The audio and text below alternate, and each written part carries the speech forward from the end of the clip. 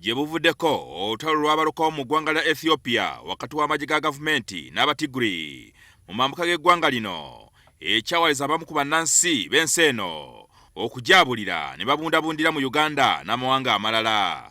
Binyamungorez ono nga munnansi wa Ethiopia y'omu ku baddukira mu Uganda okwewala ekibambulira.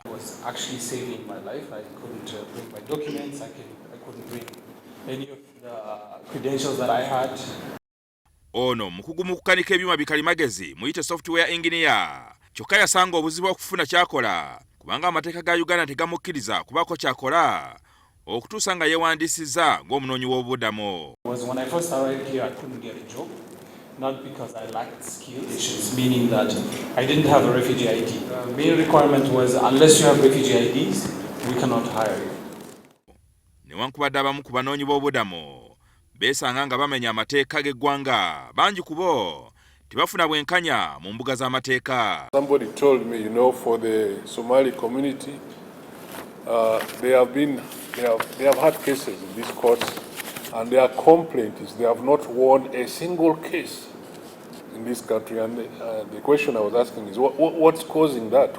Ng'oggyeko okufuna obwenkanya mu mbuga z'amateeka ne mu bulamu obwa bulijjo, bano bazibuwalirwa ofuna akawunta mu banka, ofuna nnanyi z'amasimu ekibamalako eddembe lyabwe. That illustration tells us that justice is much more than being in conflict with the law or encountering the legal processes. Kati abanoonyi b'obubuddamu okubanga bafuna obwenkanya Essiga eddamuzi nga bali wamu n'ekitongole ki International Rescue Committee ne Rebuild batongozza akatabo akagenda okukozesebwa abalamuzi bannamateeka okulaba nga ababundabunda bafuna obwenkanya. This handbook is not merely a compilation of policies.